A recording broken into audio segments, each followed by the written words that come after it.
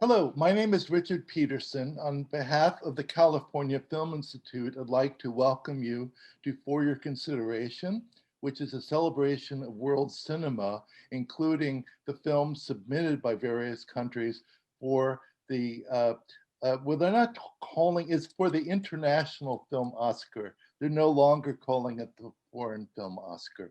But I'm very happy to have the directors of the film Never Gonna Snow Again from Poland, and it's Malgorzata Szumowska and Michal Englert. You were listed, Malgorzata. Here, I knew I would blow the name at some point, but you are listed as the director, and then Michal is listed as co-director.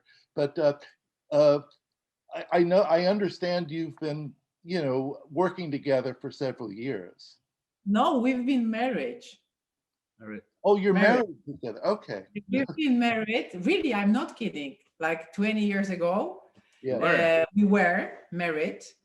And that's how our cooperation starts in the film industry. Well, we've been very, very young at that time. I think still we are kind of young in a certain way. And then we start this marriage. Of course, the real marriage fall apart, but the film marriage still in a great shape, I would say. So we've done all our films together, which so far is like 9 or even 10 titles, including short films. Our short films were in Cannes Film Festival and some others. Our other titles, Berlinale. But first time we are in Oscars. So it's like very new. And of course, it's the biggest event, I would say, so far. There's a good tradition of Polish films at the Oscars. I mean, I fairly recently, Ida, I believe, won the Oscar by Paweł Pawlikowski, and also Cold War. He followed it up with, had quite a good release in the United States. So, and I think this film should as well. I understand it was shown at the Venice Film Festival. Now I'm wondering, was it the screening real or was it virtual there? Oh, it was real. I mean, it all happened for real. So we've been privileged in the middle of pandemia, take a part in a real event with the audience in cinema, even with the red carpet. So I mean, it was so important to got that experience, to really remember how it was before. And so now we are just have plenty to wait for, like for the festivals, for the celebration of cinema. So we were so lucky that we had that moment. You had a very, very short window there. No, that's good, because it is a film, I think, and unfortunately, I'm saying this after screening it online, it is a film worth seeing on the big screen. Oh, and yes. and it's designed for the big screen, and certainly the cinematography by Michal is very much a part of that, the visual richness of the film.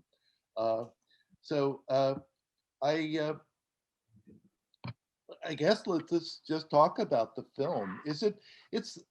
Would you describe it as a comedy or as it's a very mysterious film. There are comic things about it, but it's not a straightforward genre film at all. I think it's a part of our nature as a person, and which also affects us as a filmmakers. Like Malgo said, we've met at the film school and we started this filmmakers journey together 3 years. And I think that this is our relation as a friendship and this opportunity, like we grown up together, we were inspired by a lot of things, and we had the chance to share it and put it to our scripts and our movies.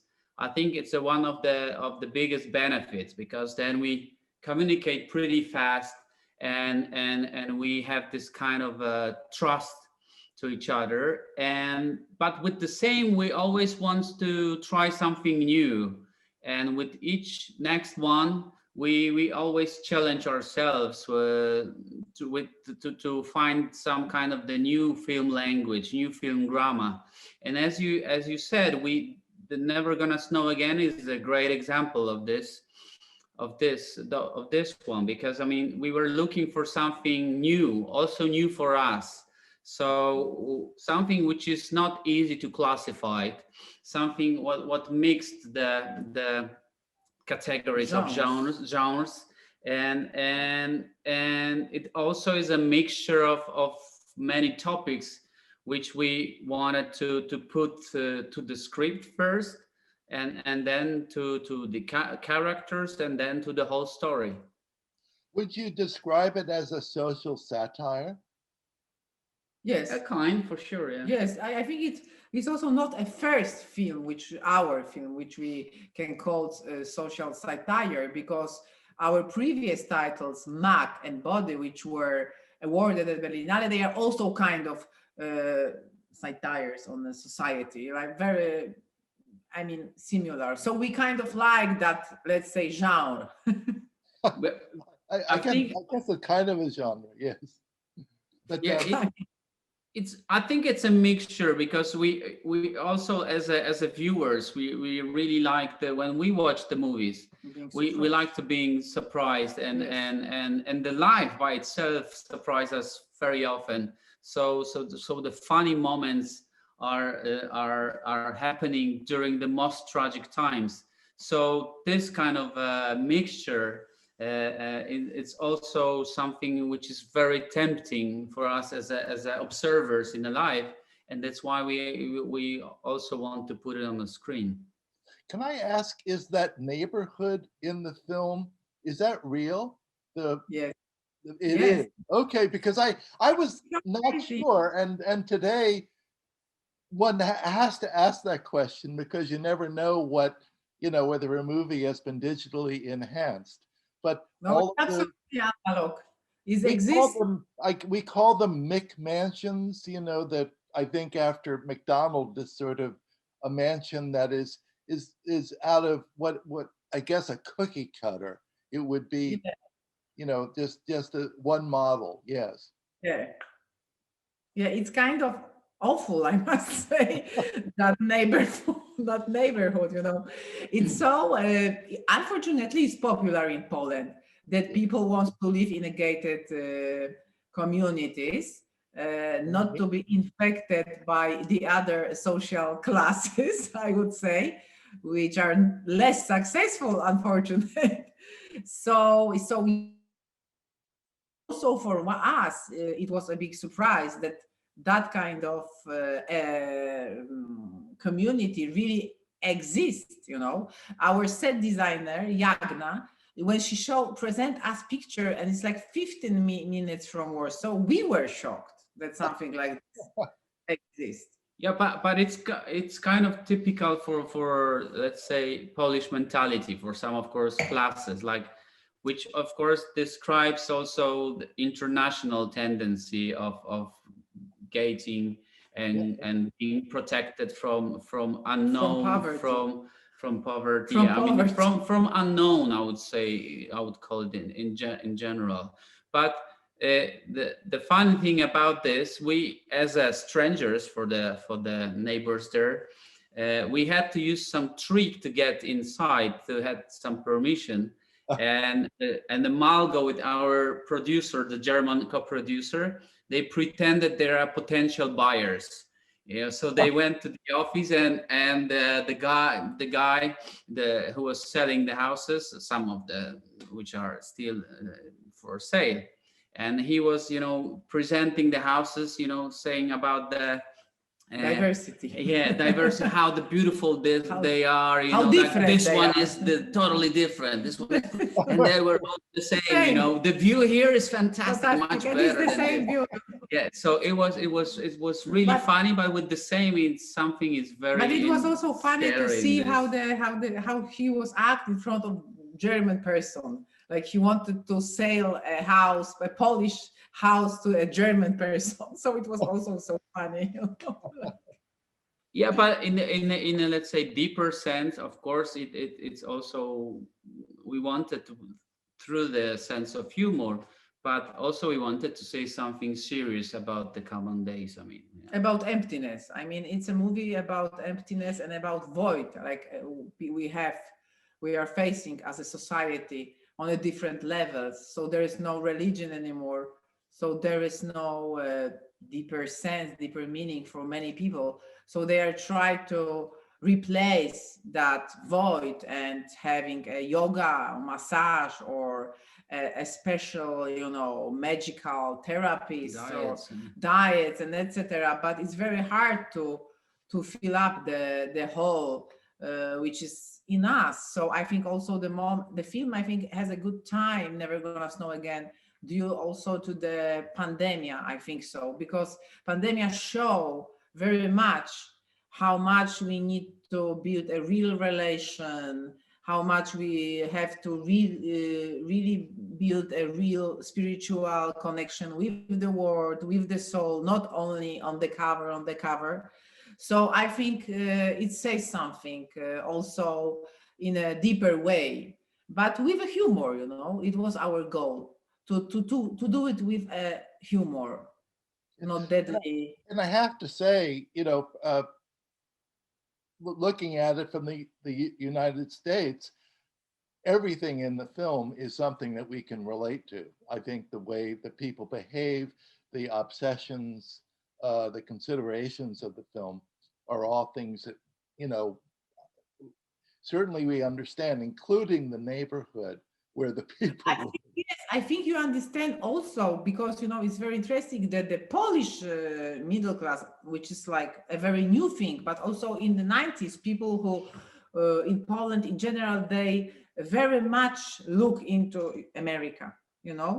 It's something like inspire very much Polish nation. Even always the Polish president is look into America. So it's like a Polish obsession. It's US. So I think that's why it's so easy to relate, because we kind of follow Americans. Yeah, and there's but I think there's a lot of mysteries in the film. I mean, first of all, the character. First of all, also, I guess Alec Utgoff, I should mention, who plays the masseur, the hypnotist, and he's actually known in this country because I think he was a regular on the show Stranger Things, as well as, he's been in some other films. But anyway, the character he plays, he comes out of the forest at the beginning, and it's set up in a way that he is a special figure. And I think we're wondering, of his mystical power throughout the film, because he seems to have the power to move objects. And, and some of this is related to the fact that he grew up in Chernobyl, or that, that Chernobyl happened when he was a young child. It was, and I think I think people who get a massage here, they have an expression, magic hands, but he literally does have magic hands in this film. And I'm curious about how you were positioning his character, to have extra meaning as a character. You knew that people would be wondering about his identity and wondering about his powers. I think it has a few backgrounds, because the concept, it comes, it's quite, I mean, it comes from the literature. Like, you have the stranger almost coming from nowhere to the different place, and he's this kind of the person who's let's say drilling and changing the flow, and sometimes even the lives of the characters, and he's a kind of a mirroring for them. and so I think one of his backgrounds, and this mysterious one, comes from this kind of the melancholy and nostalgia we have as a mid 40s, Yes. because we grew up in the communism time, when after under the regime of Soviets, and we were educated with so many Russian literature, and of course we remember pretty well the catastrophe at Chernobyl, which of and we accidentally, because these days we are facing the problem with the COVID virus, but accidentally we always wanted to depict somehow the fact of invisible enemy, and this enemy in Chernobyl was this radioactive catastrophe, when your opponent was invisible because it was somewhere in the air. Like these days we are facing a problem with coronavirus a bit. Yeah. So and this had so many magical, mysterious, and very also thrilling disease and moments and effects to the nature, to the people, and it turned a little bit different way the history. But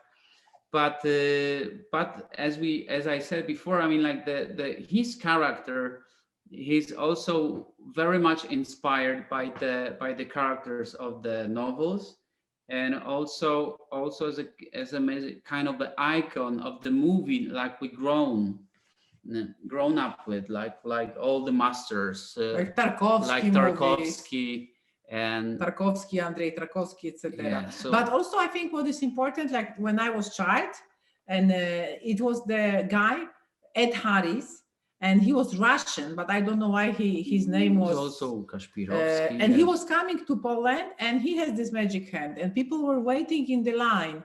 I remember I was waiting with my parents, even they were very highly educated people. They believe on it, that he has a special abilities to heal you. So we were standing in the line, and he was touching us. I remember this. He puts hands on my head, and he touched my knees, and he said that your knees are not good, are not well, and they are not well. So, he knew it. And it was before I reveal it. So it reveals. Yeah, but I think that was a tendency of the people. They wanted Yeah, some but kind what of I'm a saying savior. that to us, it's kind of natural that we accepting that kind of character. We believe, yes, we do. We want to believe. We want to believe in his strange power. abilities, powers. Also, a film that I'm sure you've been asked about this before, but the film Teorema, or Theorem, Yes. that by Pasolini, because that is about a mysterious figure played by Terence Stamp, who comes with a family and he basically seduces the whole house. Yeah, of course, it's an inspiration. It was a part of an inspiration for us, definitely, yes. Yeah. But it's I guess what I'm looking at is that there's a level of it's at this level that you maintain in the film of, I guess it's a kind of ambiguity, whether something is, is this really happening or is this kind of a nightmare? There is, I think, I think everything is kind of everything is on display, and it's up to us to interpret what is happening. Yes. Yes, but also it's a kind of space, the forest, when they are taken into the forest by him or by his energy, the forest to us is a kind of symbolic place, which is like beyond death and life. It's like a strange place where maybe we all passively meet one day. It's when we are all like still kids and still grew up, and where you can meet the people who died, and that kind of very strange place. Sometimes you have that you are thinking about those places, or you are dreaming about that kind of place in your dreams. but we wanted to show that strange place beyond everything, you know. I kind of believe that those kind of places exist, maybe not for real, maybe they're existing in our unconsciousness. So yes, that's why I think it was kind of very difficult for us, and it cost us a lot to make this film, because the subject even is very strong, it's enigmatic at the same time. So like to show something very strong story, strong character, but not in an obvious way, you know. So that was our goal, and we are extremely happy, and I can tell you kind of extremely happy that we are in these films which are mentioned this year in the Oscar race with such a film, which is a kind of delicate film, I would say, in the sense of the And that what and the goal was just to leave this kind of a space and a big for the margin for audience the audience to interpret it. their way, because we personally as a viewers, we really like these moments when you go to the theater or you watch a play or you listening to the music and something is touching to you, I mean, and it's moving and it works on you and you don't realize Why? without a special analyze why is it happening, but it's happening. And I think this is the definition somehow of the art, whatever it sounds maybe Yes, pretentious, yes. but this is how it is. Like, I mean, we wanted to give the moment to audience, like to to their own moments with themselves, with their own thoughts, like our Zhenia is bringing to the characters These from the moments to movie. characters when they are with him, suddenly they are accept alone, themselves, accepted, they have to stay with themselves. Those moments we need deeper so much, reflection. the moment of deeper reflection. So yes, and I'm so also very happy that especially that an American audience understand the film. I'm very happy because I highly admire American films. Like I was growing up on independent American cinema, you know, like Casavetes. I'm interested. What films interested you from America, or influenced you? Of course, much more probably the films from the past also, like exactly we discussed today. Jaki jest film? Blade Runner by Ridley Scott, an original one. I was watching recently again with my son, and it's amazing. I was extremely touched, especially by the scene with Rutger Hauer before he died. Oh my God, when the rain, it's like so amazing scene. But I really love Godfather. I really love Casavetes movies. So many movies, and recently also I think like the Midnight. Moonlight, but no, I mean many of them. So it's hard to even Gas Van Sant, many. Yes, yes. So let's see. I I think we're almost done, unless there's some other. Oh, Yeah. I wanted to ask how you work together. You know, because uh, as essentially you give yourselves co-director credit, and so the cinematography is obviously a very important part of your films. And I'm just wondering again, how do you work as essentially co-directors on the film? As I said at the beginning, we are working so long together that I mean this credit which Michal has now, it's like a more, it's a kind of symbolic in a sense, because before also we work exactly the same way. So we just have decided to share the credit, to become a kind of officially, I would say, a duet. Married Again. Married again. But how we are working is very fluent. There is no like a very simple, border. But if we have to say like who is doing separately, I mean, Misha is definitely responsible for the all visual stuff, of course, but me too. So it's like, and I'm working with the actors. I'm communicating more with the actors. So maybe it's like this. And of course, I'm always asking Misha about the casting, what he thinks, and if was good, was she good? Then he's like telling me his opinion. So I mean, it's hard to. But if you're asking practically, it's like this. I'm with the actors. He's in general. I would call, if someone would ask us how do you work, I would say we have to work fast because we're working on the small budget projects. Yeah, and I think this is a kind of benefit, like that we know each other so well. And we started with documentaries, which learned us to be like quick and fast, effective observers. And I think it somehow we incorporate this into this feature work, but of course, which is more about the creation. But I think we still in this method of using momentum. Like we know that some of the moments when there is a good energy between the actors and something shouldn't be interrupted.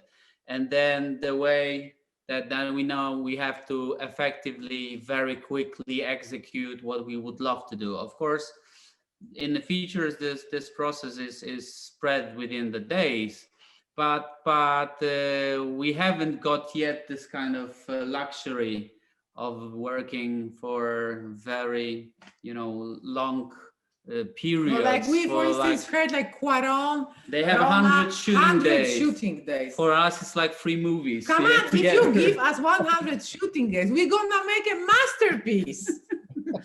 Come on. I'm a little bit joking with this. I'm not joking. But I'm with not this joking. fast working, but yeah, But I hope it's coming. I hope it's coming. The big film with many shooting days. Well, for a movie that you say you had to, look at the economics, or you had only so much time. It's a very elegantly produced movie. The images are quite strong, and there's nothing that tells me, oh, they took a quick route out. They took That's good. But it's always a choice. So, for instance, it was a decision that we have to cut many scenes we had in our mind, we had even in the script, to have such a quality. So we have to reduce the scene, reduce amount of the characters, to invest in the quality. So it's always choices, Yeah. So of course I'm a little bit joking with 100 shooting days and masterpiece, but of course it gives you bigger chances to do something which is very complete if you have more shooting days. Yeah. And we are also that kind of filmmakers that we are very creative. Yes. So we can, we can do everything.